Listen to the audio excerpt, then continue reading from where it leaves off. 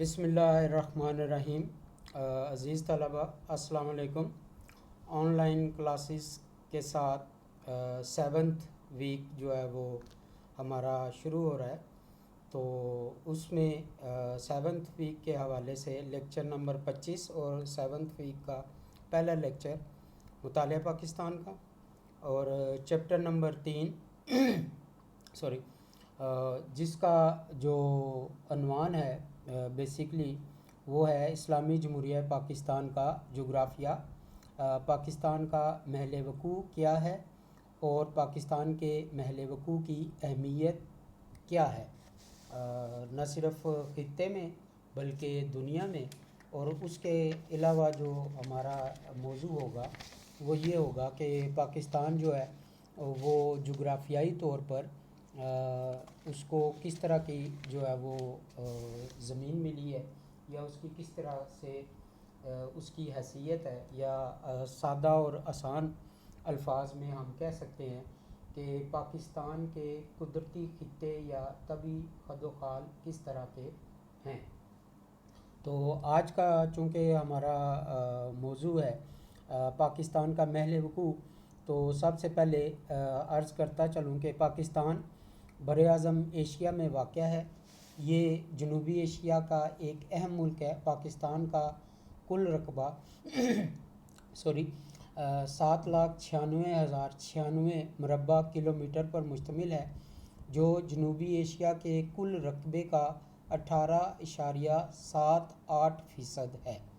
پاکستان کا تقریباً 58% رقبہ پہاڑوں اور سطح مرتفع پر مشتمل ہے، جبکہ تقریباً 42% رقبہ میدانوں اور ریگستانوں پر پھیلا ہوا ہے۔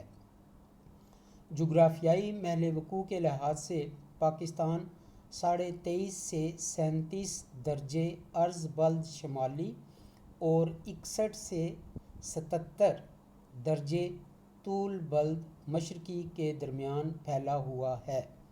پاکستان کے شمال میں چین، مغرب میں افغانستان اور ایران، مشرق میں بھارت اور جنوب میں بحیرہ عرب واقع ہے۔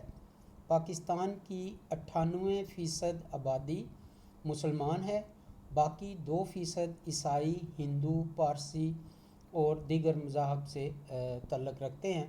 اور پاکستان کی تقریباً جو آبادی ہے وہ 20 کروڑ سے اوپر جو ہے وہ اس اندازہ لگایا جا سکتا ہے۔ اسی طرح سے ہم جو اس کا پاکستان کے محل وقوع کی اہمیت کو جب دیکھتے ہیں کہ پاکستان کو اپنے محل وقوع کے لحاظ سے نہ صرف جنوبی ایشیا بلکہ پوری دنیا میں خصوصی اہمیت حاصل ہے، اس کے لیے ہم دیکھتے ہیں کہ نمبر 1، براعظم ایشیا اور یورپ کے درمیان رابطہ۔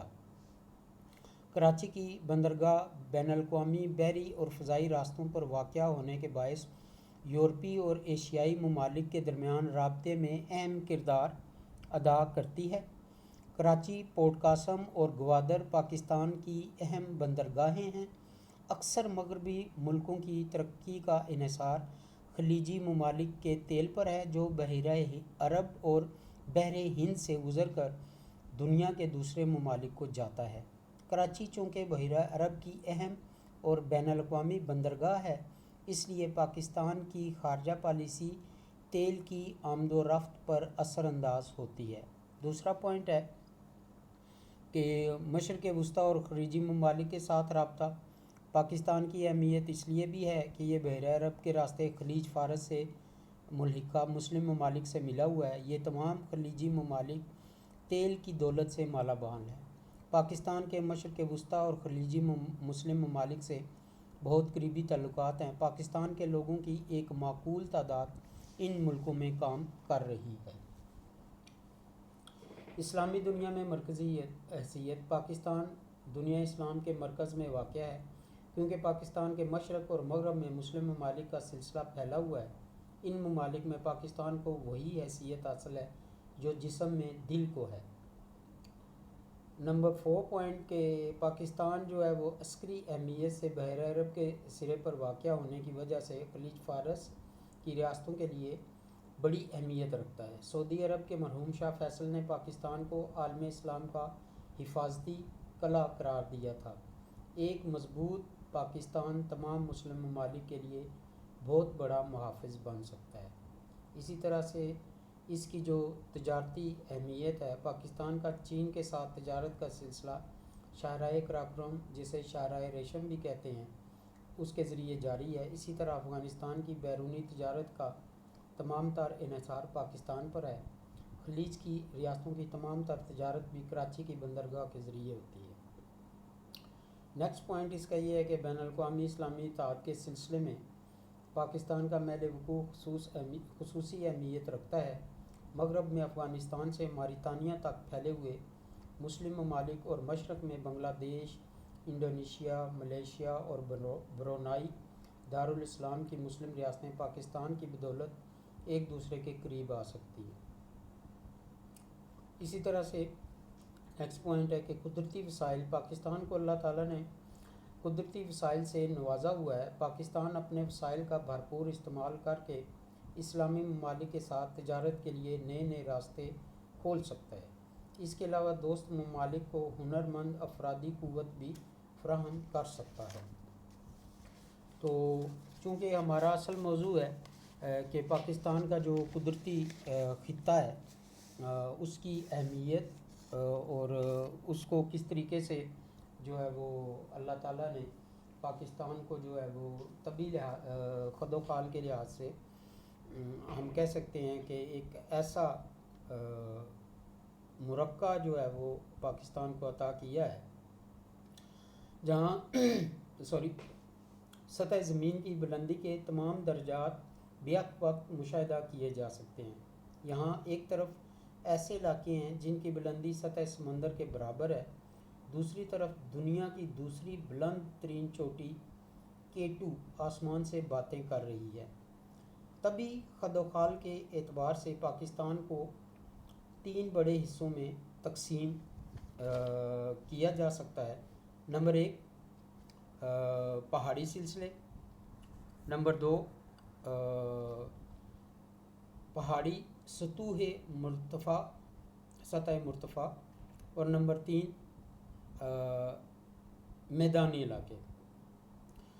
پہاڑی علاقے اور سطوح مرتفع مجموعی طور پر پاکستان کے تقریباً 60% علاقے پر مشتمل ہیں، باقی 40% علاقہ میدانی ہے۔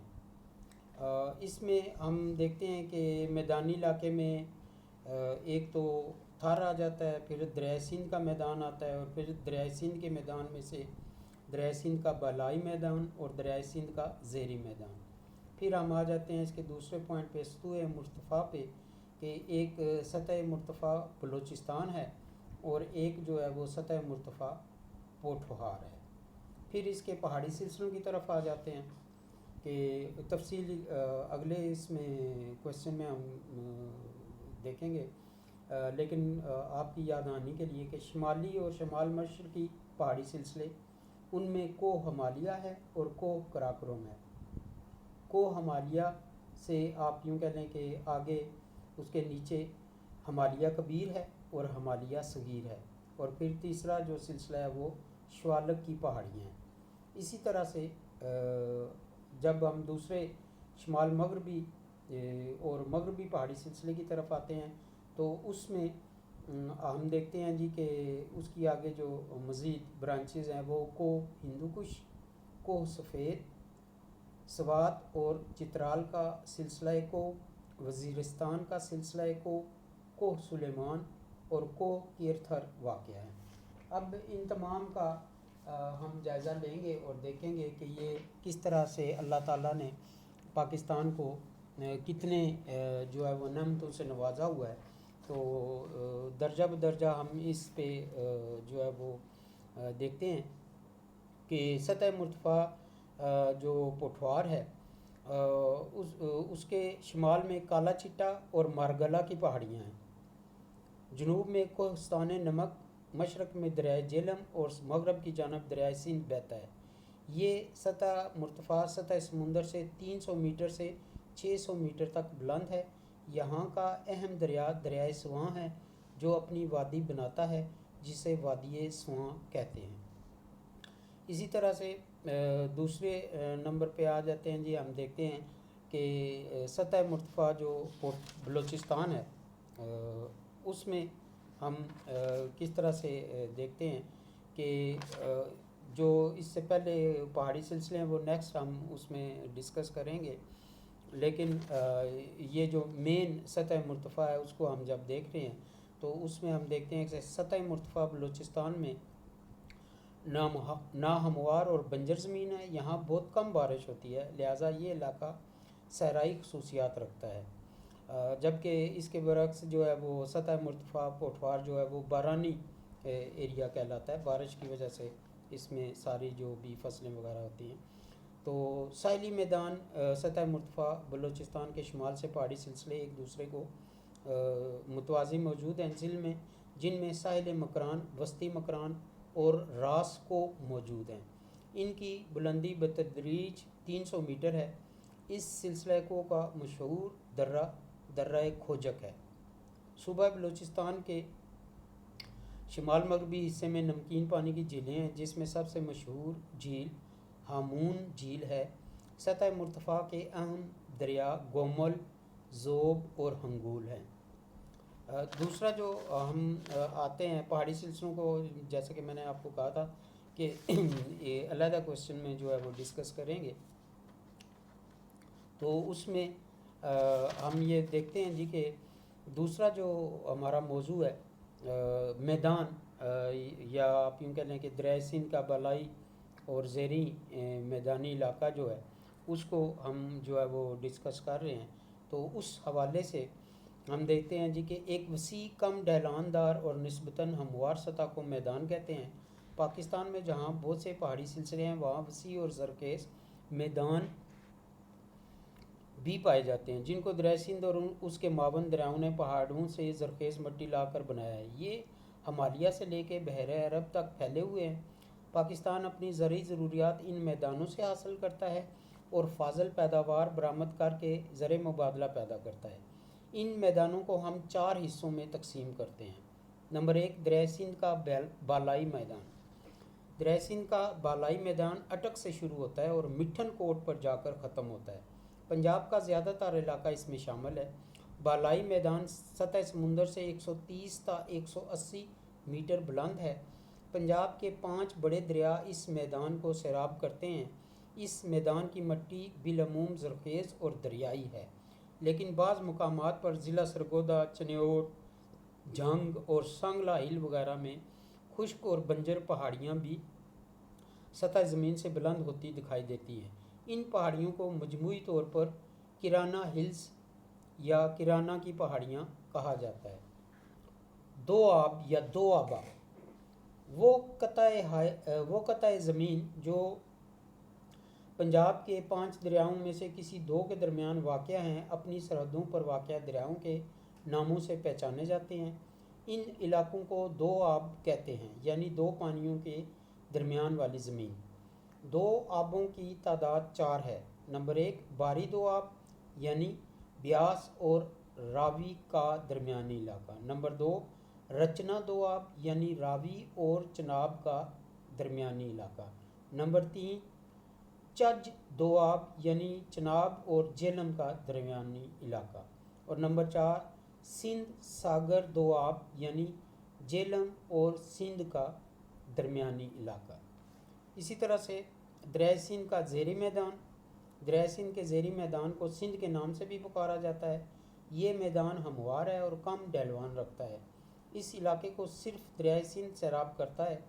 دریائے سندھ کا زیریں میدان زرعی لحاظ سے بہت اہم ہے۔ اس میدان کو جنوب میں مشرق کی جانب تھر کا ریگستان ہے۔ اسی علاقے میں آبپاشی کے لیے نہریں اور ہیڈ ورکس بنائے گئے ہیں۔ دریائے سندھ کا ڈیلٹا ٹھٹھہ کے قریب سے شروع ہوتا ہے اور بہت سی شاخوں میں تقسیم ہو کر بحیرہ عرب میں جا گرتا ہے۔ اسی طرح سے تیسرا جو میدان ہے ساحلی میدان، پاکستان کا ساحل تقریباً 700 کلومیٹر لمبا ہے۔ یہ ساحلی پٹی مشرق میں صوبہ سندھ میں بھارت کی سرحد سے شروع ہوتی ہے اور ساحل کے ساتھ ساتھ ہوتی ہوئی مغرب میں ایران کی سرحد تک پھیلی ہوئی ہے۔ ساحلی میدانی علاقہ چھوٹی بڑی بندرگاہوں پر مشتمل ہے، جن میں کراچی سب سے اہم بندرگاہ ہے۔ دوسری بندرگاہ پورٹ قاسم، گوادر اور پسنی اہم ہیں۔ علاقائی سمندر میں معدنی ذخائر دستیاب ہیں۔ ماہی گیری کی صنعت ترقی کر رہی ہے، لہٰذا یہ ساحلی میدان اہم معاشی سرگرمیوں کا مرکز بنا ہوا ہے۔ چوتھا، ریگستانی یا صحرائی میدان۔ پاکستان کا جنوب مشرقی حصہ ریگستانی خصوصیت رکھتا ہے۔ یہ ایک وسیع و عریض رقبے پر پھیلا ہوا ہے۔ اس علاقے میں بھاولپور، سکھر، خیرپور، سانگڑ، میرپور خاص اور تھرپارکر کے اضلاع شامل ہیں۔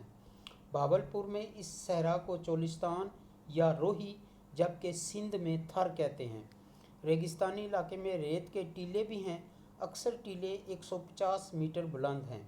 بارش کم ہونے کی وجہ سے صحرائی نباتات ملتی ہیں۔ زیادہ تر علاقہ غیر آباد ہے۔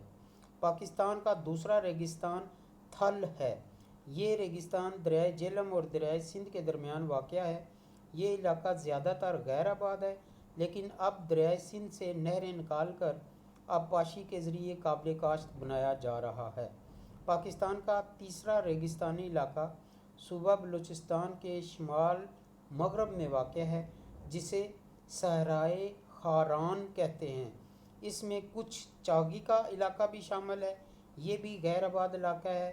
بارش انتہائی کم ہونے کی وجہ سے بے آب و گیا ہے۔ اور تیسرے پوائنٹ پہ ہم آ جاتے ہیں کہ سطح مرتفع پٹوار کو ہم نے بلوچستان اور پٹوار کو ہم نے ڈسکس کیا، جو میدان تھے ان کو ڈسکس کیا، اور اب تیسرا جو ہمارا آتا ہے وہ یہ آتی وادیاں۔ پہاڑوں کے درمیان اور دریاؤں کے ساتھ ساتھ وادیوں کا علاقہ بہت دلکش مناظر پیش کرتا ہے، جو دنیا بھر کے سیاحوں کو اپنی طرف کھینچتا ہے۔ گرمیوں میں جب میدانی علاقوں میں گرمی کی شدت ہوتی ہے تو لوگ گرمیوں کی چھٹیاں گزارنے کے لیے بھی ان صحت افزا مقامات پر جاتے ہیں۔ ان وادیوں میں کاغان، سوات، لیپا، چترال، ہنزا، وادی نیلم، مری، ایوبیہ، نتھیا گلی اور زیارت وغیرہ قابل ذکر ہیں۔ حکومت ان علاقوں کو ترقی دے کر کثیر مقدار میں زر مبادلہ کما سکتی ہے۔ نیز اس طرح ان علاقوں میں روزگار کے مواقع بھی پیدا ہو سکتے ہیں، اور موجودہ حکومت اس کے لیے اقدامات بھی کر رہی ہے۔ انشاءاللہ جب ہم نیکسٹ کوشچن کی طرف جائیں گے تو ہم دیکھیں گے کہ کس طریقے سے جو ہے وہ سیاحت کو فروغ دیا جا رہا ہے، یا سیاحت کو فروغ دینے سے کس طرح سے پاکستان جو ہے وہ ترقی کی راہ پر گامزن ہو سکتا ہے۔ تو پیارے بچوں، یہ جو چیپٹر ہے یہ تھوڑا سا آپ کو آپ یوں کہہ لیں کہ اتنا خشک سا لگے گا، لیکن جب آپ ڈیپلی اس کا مطالعہ کریں گے، بکس سے آپ دیکھیں گے، تو آپ کو پتہ چلے گا کہ پاکستان جو ہے وہ کتنا خوبصورت ملک ہے، اور اس میں ہمیں جو ہے وہ کن کن جو ہے وہ خوبیوں سے نوازا گیا ہے، اور کن کن نعمتوں سے نوازا گیا ہے، کتنے وسائل ہیں، کتنے جو ہے وہ معدنیات ہیں، یا کتنے آپ یوں کہہ لیں کہ اس کے اندر خزانے چھپے ہوئے ہیں۔ تو مہربانی کیجئے اپنی کتابوں کو جو ہے وہ جو ٹیکسٹ بک ہیں اس کے علاوہ بھی پاکستان کے متعلق جو مختلف لائبریریز میں یا اخبارات میں یا کہیں بھی اگر کچھ لکھا ہوا آتا ہے تو اس کو آپ ضرور پڑھیں، تو آپ محسوس کریں گے کہ اللہ تعالیٰ نے ہمیں کتنی بڑی نعمت پاکستان کی شکل میں دی ہوئی ہے۔ تو یہ آج کا لیکچر ہے۔ اپنی حاضری کو ذرا مہربانی کریں، اپنی حاضری کو پابندی کے ساتھ آپ جو ہے وہ لیکچرز کو اٹینڈ کیا کریں، تاکہ آپ کے لیے، آپ کے فائدے کے لیے یہ چیزیں ہیں، آپ کے لیے کوئی مزید مسائل کھڑے نہ ہوں۔ امید کرتا ہوں آپ اپنی اٹینڈنس کو جو ہے وہ بہتر بنائیں گے، اور ساتھ ساتھ جو ہے وہ ان چیپٹرز کو تیار کرتے رہیں گے۔ اگر کوئی پرابلم آتی ہے، جیسا کہ میں نے آپ کو پہلے بھی کہا تھا اور آپ میں سے کچھ بچوں نے کہا تھا جی کہ ہمارے پاس بکس نہیں ہیں، تو میں نے ان کو پہلے 2 چیپٹر جو ہے وہ بھیج دیے تھے. تو ابھی بھی اگر کسی کو کوئی پرابلم ہو تو مجھے ضرور میسیج کریں، وائس میسیج کریں یا ٹیکسٹ میسیج کریں، تو میں انشاءاللہ آپ کے ان پرابلمس کو دور کرنے کی کوشش کرتا رہوں گا. تھینک یو ویری مچ جی. اللہ حافظ. اپنا خیال رکھیے گا.